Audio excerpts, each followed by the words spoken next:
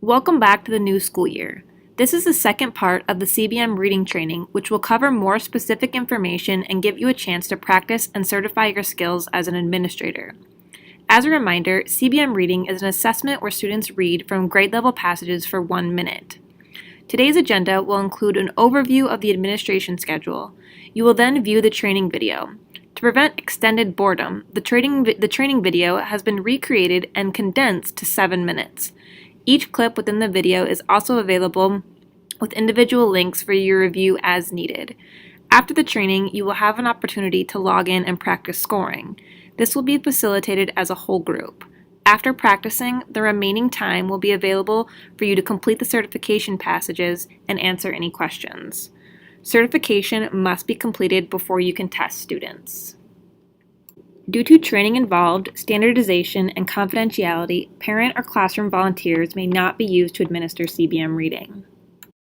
Starting September 12th, the Universal Screening Administration window opens for classroom teachers in grades 2 through 4 to administer CBM reading to their own students.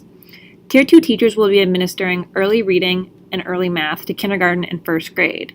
They will be available for support in grades 2 through 4 as you are becoming familiar with the system.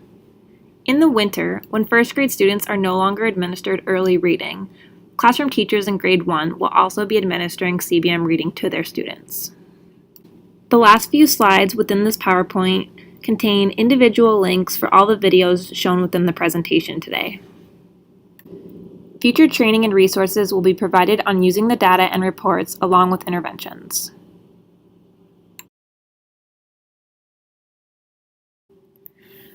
Materials needed to administer CBM reading are minimal. Students read from paper copies of 3 passages. These can be reused by all students and are the same passages used in the fall, winter, and spring. For scoring, everything you need is within the FastBridge website, which can be accessed by any computer, laptop, or tablet. To access student materials, click Download on the left-hand navigation bar and find CBM Reading Download Resources. Then select Student Passages for your grade level under Screening. Copies of your grade level passages and plastic sleeves are available during the training.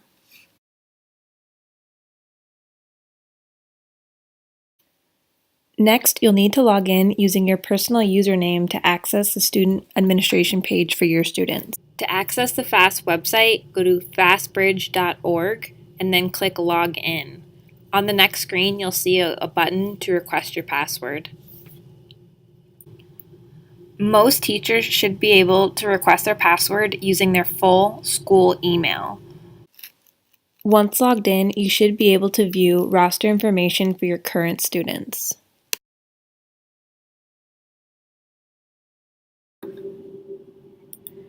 For the administration page, select CBM Reading on the left, and then select your class section. Most will only have one section. Once your class list appears, click the timer for the student you wish to assess. Within the page, you will find everything you need to score the assessments as the student reads.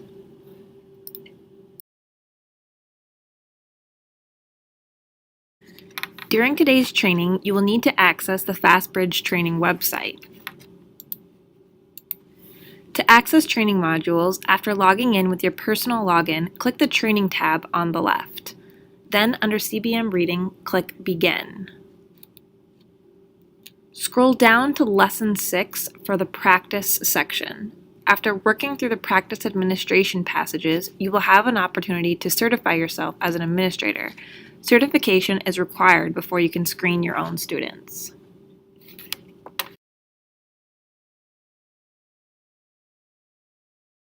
Within the administration page, you'll find the script under Test Items.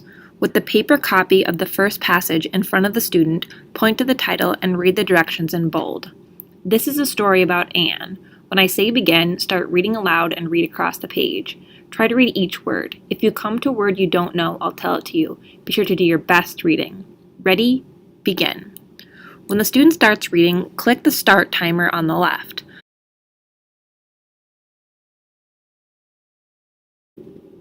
As the student reads, simply click on the words to mark errors.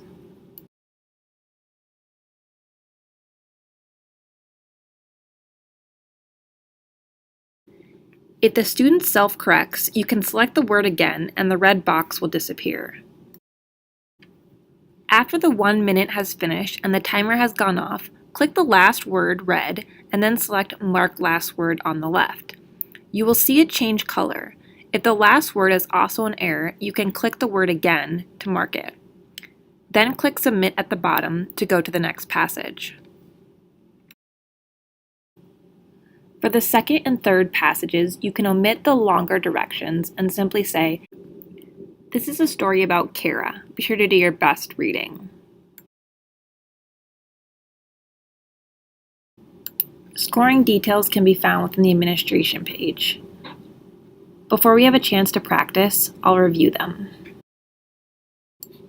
Errors include miscues, omissions, word reversals, and 3-second pauses. Other examples of non-errors include words that are repeated, dialect differences, words that are inserted, and self-corrections.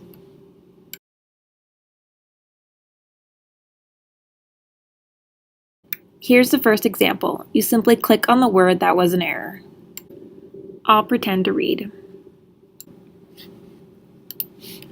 Tom's mom was having a bossy day. With the next sentence, I'll show an example of a miscue with an ending. Again, I'll pretend to read.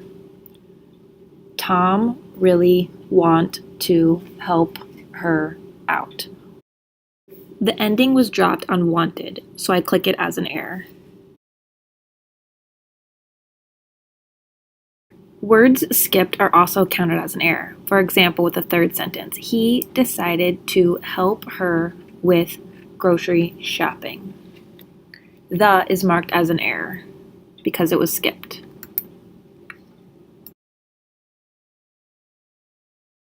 Word reversals are also counted as an error.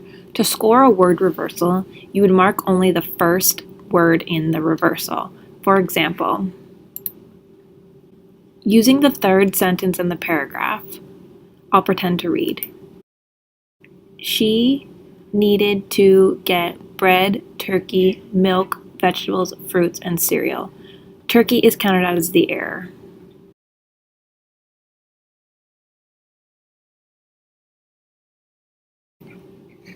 The last type of error is a 3-second pause. Going back to the first sentence, I'll demonstrate. Tom's mom was having a b. The word busy was marked as an error because the student could not produce it in 3 seconds. When a student pauses on the word for more than 3 seconds, that is the only time feedback is given. So in this case, the administrator would provide the word busy and then encourage the student to keep reading. As a reminder, as you are familiarizing yourself with the system, the FAST Demo username is a good login. With the FAST Demo login, you can play around in the system without fear of messing up any real student data.